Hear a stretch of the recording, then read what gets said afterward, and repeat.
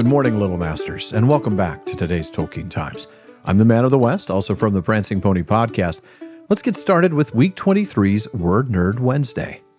Now, last week, we looked at a whole lot of names for Gandalf. Mithrandir, Tharkun, Olorin, and the Is-it Quenya or From Harad in Canus.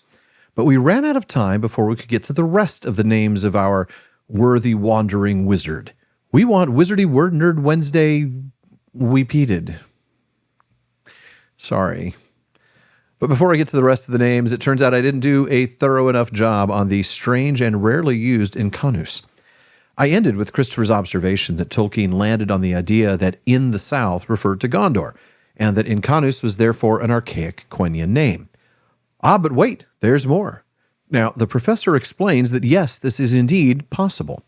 After all, Gandalf showed up around Third Age 1000, so if he visited Gondor early, as Professor Tolkien says, say in the reign of Atanatar Alcaran, about 1800 years before the War of the Ring, it would be possible to take Incanus as a Quenya name, devised for him, which later became obsolete and was remembered only by the learned.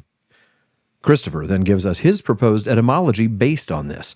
He suggests it is from the Quenya elements in, id, which means mind, and kan, which means ruler, especially in Kano or Kanu, ruler, governor, or chieftain.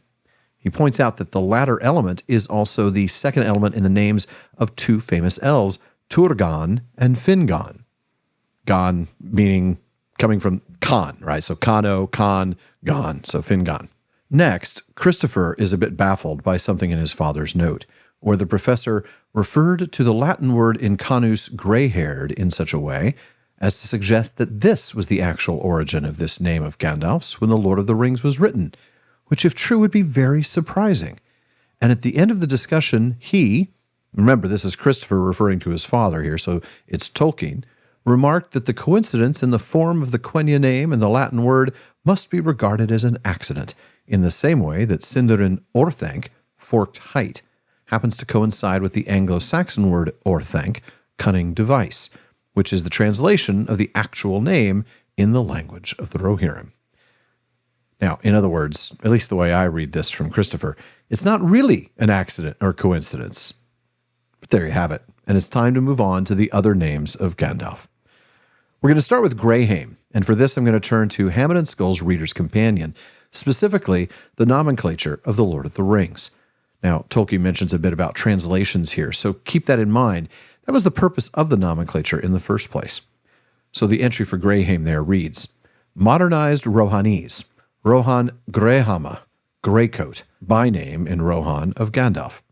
Since both Greyhama and Greyhame would probably be unintelligible in a literal translation, whereas at least the Grey is meant to be intelligible to readers, it would be right, I think, to translate this epithet as translating its sense into common speech.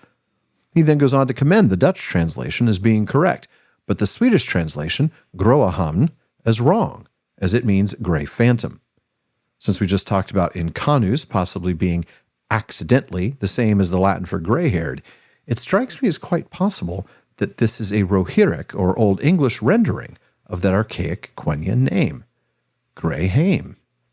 Maybe. Well, then there's Stormcrow. There's not much to tell you about this one. It was the name given to Gandalf by King Theoden upon his arrival in Rohan, and pretty clearly it's a reference to him showing up at times of trouble.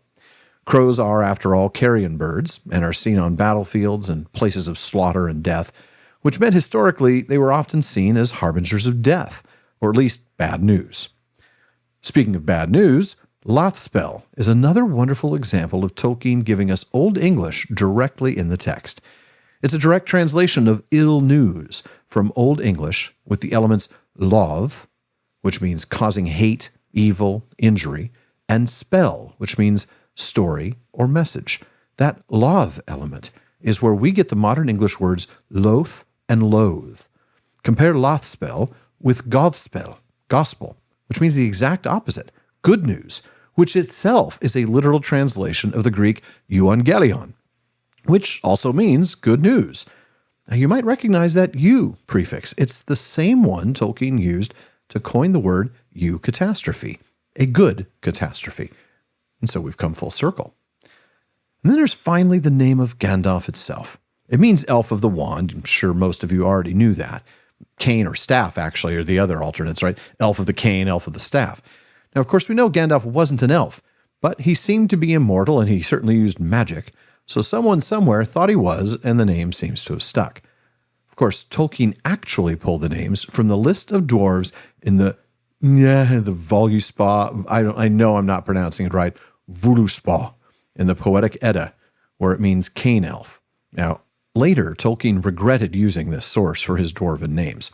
In The Treason of Isengard, Christopher Tolkien tells us that my father said that he preferred his own mythology with its consistent nomenclature and organized history to The Hobbit, and spoke with humorous disparagement of this rabble of Eddaic-named dwarves invented in an idle hour. But when Tolkien retconned The Hobbit, he didn't go back and change Gandalf's name. Or he might have gone with the original name for the wizard in the early manuscripts, Bledorthin. Yeah, I like Gandalf better too.